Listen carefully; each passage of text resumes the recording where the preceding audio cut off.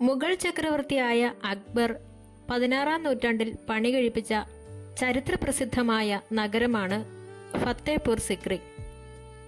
ഉത്തർപ്രദേശിലെ ആഗ്രയ്ക്ക് സമീപമാണ് ഇത് സ്ഥിതി ചെയ്യുന്നത്. പുത്രഭാഗ്യമില്ലാതിരുന്ന അക്ബർ സിക്രിയിലെ പ്രശസ്ത സൂഫി വര്യനായിരുന്ന ഷെയ്ഖ് സലിം ചിസ്തിയെ സന്ദർശിക്കുകയും അദ്ദേഹത്തിന്റെ അനുഗ്രഹത്താൽ അക്ബറിന് ഒരു മകൻ ജനിക്കുകയും ചെയ്തു. അദ്ദേഹത്തോടുള്ള ആദരസൂചകമായാണ് അക്ബർ ഈ നഗരം പണി കഴിപ്പിച്ചത്. അക്ബറിന്റെ മകന് സലീം എന്ന് പേരിട്ടതും ഇതേ കാരണത്താലാണ്. പിന്നീട് ജഹാംഗീർ ചക്രവർത്തി എന്ന് നാമകരണം ചെയ്തു. 1571 മുതൽ 1585 വരെ മുഗൾ സാമ്രാജ്യത്തിന്റെ തലസ്ഥാനമായി ഫത്തേപൂർ സിക്രി പ്രവർത്തിച്ചു. ഫത്തേ എന്നാൽ വിജയം എന്നാണ് അർത്ഥം. ഗുജറാത്ത് കീഴടക്കിയതിന്റെ സ്മരണയ്ക്കായിട്ടാണ് നഗരത്തിന് ഫത്തേപൂർ എന്ന് പേരിട്ടത്. വിജയത്തിന്റെ നഗരം എന്നാണ് ഇതിന്റെ അർത്ഥം. പേർഷ്യൻ ഇന്ത്യൻ, അതായത് ഹിന്ദു മുസ്ലിം വാസ്തുവിദ്യാ ശൈലികൾ സമന്വയിപ്പിച്ചാണ് ഇത് നിർമ്മിച്ചിരിക്കുന്നത്. ചുവന്ന മണൽക്കല്ലുകളാണ് നിർമ്മാണത്തിന് പ്രധാനമായും ഉപയോഗിച്ചിരിക്കുന്നത്. ഇവിടുത്തെ പ്രധാന കാഴ്ചകളാണ് ബുലന്ദ് ദർവാസ, ജമാ മസ്ജിദ്, പഞ്ച്മഹൽ, ജോധാബായ് കൊട്ടാരം, ഇബാദത്ത് ഖാന എന്നിവ. ലോകത്തിലെ ഏറ്റവും വലിയ പ്രവേശന കവാടങ്ങളിൽ ഒന്നാണ് ബുലന്ദ് ദർവാസ. ഗുജറാത്ത് വിജയത്തിന്റെ സ്മരണയ്ക്കായി നിർമ്മിച്ചതാണിത്. ഇന്ത്യയിലെ വലിയ പള്ളികളിൽ ഒന്നാണ് ജമാ മസ്ജിദ്. ഇതിനുള്ളിലാണ് ഷെയ്ഖ് സലിം ചിസ്തിയുടെ മനോഹരമായ മക്ബറ സ്ഥിതി ചെയ്യുന്നത്. ഫത്തേപൂർ സിക്രിയിലെ ഏറ്റവും ആകർഷകമായ നിർമ്മിതികളിലൊന്നാണ് പഞ്ച്മഹൽ. ബുദ്ധക്ഷേത്രങ്ങളുടെ മാതൃകയിലാണ് ഇത് പണി കഴിപ്പിച്ചിരിക്കുന്നത്. പഞ്ച്മഹൽ എന്ന പേര് സൂചിപ്പിക്കുന്നത് പോലെ 5 നിലകളുള്ള ഒരു പിരമിഡ് ആകൃതിയിലുള്ള കെട്ടിടമാണിത്. ഓരോ നില മുകളിലേക്ക് പോകുന്തോറും വലിപ്പം കുറഞ്ഞു വരുന്നു. ഫത്തേപൂർ സിക്രിയിലെ അന്തഃപുര സമുച്ചയത്തിന്റെ ഭാഗമായാണ് ഇത് രൂപകൽപ്പന ചെയ്തിരിക്കുന്നത്. പ്രധാനമായും ചക്രവർത്തിയുടെ വിനോദങ്ങൾക്കും കൊട്ടാരത്തിലെ സ്ത്രീകൾക്ക് കാറ്റേൽക്കുന്നതിനുമുള്ള ഒരു വിശ്രമ കേന്ദ്രമായിട്ടാണ് ഇത് കണക്കാക്കപ്പെടുന്നത്. ഈ കെട്ടിടത്തിന്റെ പ്രധാന പ്രത്യേകത അതിലെ തൂണുകളാണ്. താഴത്തെ നിലയിൽ 84 തൂണുകളാണുള്ളത്. ഓരോ നിലയിലും തൂണുകളുടെ എണ്ണം കുറഞ്ഞു വരുന്നു. 2-ാം നിലയിൽ 56, 3-ാം നിലയിൽ 20, 4-ാം നിലയിൽ 12, അവസാന നിലയിൽ 4 എന്നിങ്ങനെയാണ് അത്. പണ്ട് ഈ തൂണുകൾക്കിടയിൽ കല്ലിൽ കൊത്തിയെടുത്ത മനോഹരമായ ജാലികൾ ഉണ്ടായിരുന്നു. അന്തഃപുരത്തിലെ സ്ത്രീകൾക്ക് പുറംലോകം കാണുന്നതിനും എന്നാൽ പുറത്തുള്ളവർക്ക് അവരെ കാണാൻ കഴിയാത്ത വിധത്തിലുമായിരുന്നു ഇതൊരുക്കിയിരുന്നത്. കൊട്ടാരത്തിലെ പ്രധാന മുറ്റത്തോട് ചേർന്നാണ് ഇത് സ്ഥിതി ചെയ്യുന്നത്. കൊട്ടാരത്തിൽ നടക്കുന്ന ആഘോഷങ്ങളും വിനോദങ്ങളും വീക്ഷിക്കാൻ ചക്രവർത്തിയും അന്തഃപുര നിവാസികളും ഈ സ്ഥലം ഉപയോഗിച്ചിരുന്നു. മുഗൾ കാലഘട്ടത്തിലെ വാസ്തുവിദ്യാ വൈദഗ്ധ്യത്തിന്റെ ഉത്തമ ഉദാഹരണമായി പഞ്ച്മഹൽ ഇന്നും നിലകൊള്ളുന്നു. ഫത്തേപൂർ സിക്രിയിലെ ഏറ്റവും പ്രധാനപ്പെട്ടതും മനോഹരവുമായ നിർമ്മിതികളിൽ ഒന്നാണ് ജോധാബായ് കൊട്ടാരം.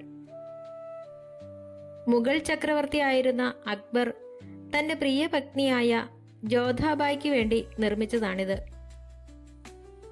ഹിന്ദുവായ തന്റെ പത്നിയോട് അക്ബറിനുണ്ടായിരുന്ന സഹിഷ്ണുതയുടെയും സ്നേഹത്തിന്റെയും അടയാളമായാണ് ഈ കൊട്ടാരം കണക്കാക്കപ്പെടുന്നത്. അക്ബറുടെ അന്തഃപുരത്തിലെ ഏറ്റവും വലിയ കൊട്ടാരമാണിത്.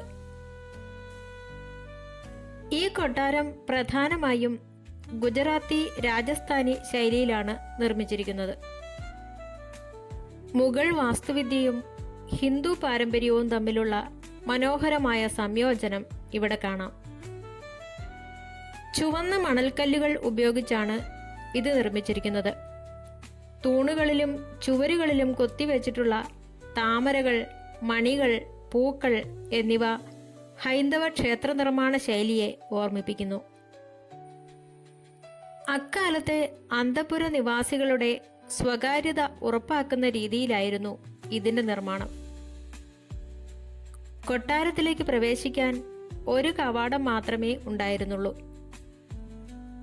വേനൽക്കാലത്ത് തണുപ്പും ശൈത്യകാലത്ത് ചൂടും നിലനിർത്താൻ സഹായിക്കുന്ന രീതിയിലുള്ള പ്രത്യേകതരം വാസ്തുവിദ്യയാണ് ഇതിൽ ഉപയോഗിച്ചിരിക്കുന്നത്. ജോധാബായി ഒരു കൃഷ്ണഭക്തയായിരുന്നു. അവർക്ക് ആരാധന നടത്തുന്നതിനായി കൊട്ടാരത്തിനകത്തു തന്നെ ഒരു ചെറിയ ക്ഷേത്രം ഒരുക്കിയിരുന്നു. കൊട്ടാരത്തിന് വടക്കുവശത്തായി ഒരു പ്രത്യേക അടുക്കളയുണ്ട്. വേനൽക്കാലത്ത് വിശ്രമിക്കാനായി കാറ്റും വെളിച്ചവും കടക്കുന്ന രീതിയിലുള്ള നിർമ്മിതികൾ ഇവിടെ കാണാം.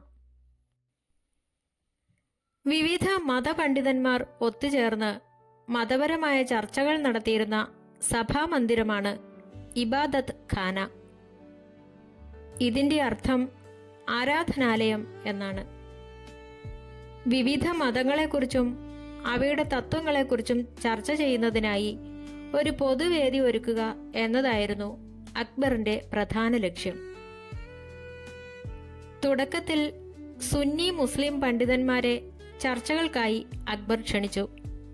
എന്നാൽ പിന്നീട് ഇസ്ലാം മതത്തിലെ വിവിധ വിഭാഗങ്ങൾ തമ്മിലുള്ള തർക്കങ്ങൾ കണ്ടതിനെ തുടർന്ന് 1578 മുതൽ എല്ലാ മതസ്ഥർക്കുമായി ഈ വേദി തുറന്നുകൊടുത്തു. ഹിന്ദുക്കൾ, ജൈനർ, ക്രിസ്ത്യാനികൾ, പാഴ്സികൾ തുടങ്ങിയ വിവിധ മതങ്ങളിലെ പണ്ഡിതന്മാർ ഇവിടെ ഒത്തുകൂടി തങ്ങളുടെ വിശ്വാസങ്ങളെക്കുറിച്ച് ചർച്ച ചെയ്തിരുന്നു. ഇബാദത്ത് ഖാനയിലെ ചർച്ചകളിലൂടെ എല്ലാ മതങ്ങളിലെയും നല്ല ആശയങ്ങൾ ഉൾക്കൊണ്ട് അക്ബർ ദിൻ ഇലാഹി എന്ന പുതിയൊരു ദർശനം രൂപപ്പെടുത്താൻ ശ്രമിച്ചു. മതപരമായ അസഹിഷ്ണുത നിലനിന്നിരുന്ന ആ കാലഘട്ടത്തിൽ വ്യത്യസ്ത വിശ്വാസങ്ങൾക്കിടയിൽ സംവാദവും യുക്തിചിന്തയും വളർത്താൻ അക്ബർ കാണിച്ച ഈ താൽപ്പര്യം ചരിത്രത്തിൽ ഏറെ ശ്രദ്ധിക്കപ്പെട്ടിട്ടുണ്ട്. 1582 ഇബാദത്ത് ഖാനയിലെ ചർച്ചകൾ അവസാനിച്ചെങ്കിലും ഇന്ത്യൻ ചരിത്രത്തിലെ മതസഹിഷ്ണുതയുടെ വലിയൊരു പ്രതീകമായി ഇത് ഇന്നും നിലകൊള്ളുന്നു. ഫത്തേപൂർ സിക്രിയിലെ ഏറ്റവും മനോഹരമായ നിർമ്മിതികളിൽ ഒന്നാണ് ബീർബൽ മഹൽ. അക്ബറിന്റെ മന്ത്രിയായിരുന്ന ബീർബലിനായി പണിത കൊട്ടാരമാണ് ഇത്. ചുവന്ന മണൽക്കല്ലിലാണ് ഈ കൊട്ടാരം പണിതിരിക്കുന്നത്. മുഗൾ വാസ്തുവിദ്യയുടെയും ഹിന്ദു വാസ്തുവിദ്യയുടെയും ഒരു മനോഹരമായ സംഗമം ഇവിടെ കാണാം. 2 നിലകളിലായിട്ടാണ് ഈ കെട്ടിടം രൂപകൽപ്പന ചെയ്തിരിക്കുന്നത്. താഴത്തെ നിലയിൽ 4 ചതുരശ്ര മുറികളും മുകളിലത്തെ നിലയിൽ കോണുകളിലായി 2 മുറികളുമുണ്ട്. മുകളിലത്തെ മുറികൾക്ക് മുകളിലായി പിരമിഡ് ആകൃതിയിലുള്ള മനോഹരമായ താഴികക്കുടങ്ങൾ കാണാം. കൊട്ടാരത്തിന്റെ ഭിത്തികളിലും തൂണുകളിലും വളരെ സൂക്ഷ്മമായ കൊത്തുപണികൾ ചെയ്തിട്ടുണ്ട്. ജ്യാമിതീയ രൂപങ്ങളും പൂക്കളും ഇലകളും ഉൾക്കൊള്ളുന്ന ഈ കൊത്തുപണികൾ അന്നത്തെ കരകൗശല വൈദഗ്ധ്യത്തിന്റെ ഉത്തമ ഉദാഹരണമാണ്. 15 വർഷത്തോളം മുഗൾ തലസ്ഥാനമായിരുന്നെങ്കിലും 1585 അക്ബർ ഈ നഗരം ഉപേക്ഷിച്ചു. ജലക്ഷാമമായിരുന്നു ഇതിന്റെ പ്രധാന കാരണം. നഗരത്തിലെ ജലസ്രോതസ്സുകൾ വറ്റിയതോടെ അക്ബർ തലസ്ഥാനം ലാഹോറിലേക്കും തുടർന്ന് ആഗ്രയിലേക്കും മാറ്റുകയാണുണ്ടായത്. മുഗൾ ചരിത്രത്തിന്റെയും വാസ്തുവിദ്യയുടെയും വിസ്മയകരമായ ഒരു ശേഷിപ്പായി ഫത്തേപൂർ സിക്രി നിലകൊള്ളുന്നു. ഇന്ന് യുനെസ്കോയുടെ ലോക പൈതൃക പട്ടികയിൽ ഉൾപ്പെട്ടിട്ടുള്ള ഫത്തേപൂർ സിക്രി ഇന്ത്യയിലെ ഏറ്റവും പ്രധാനപ്പെട്ട വിനോദസഞ്ചാര കേന്ദ്രങ്ങളിൽ ഒന്നാണ്.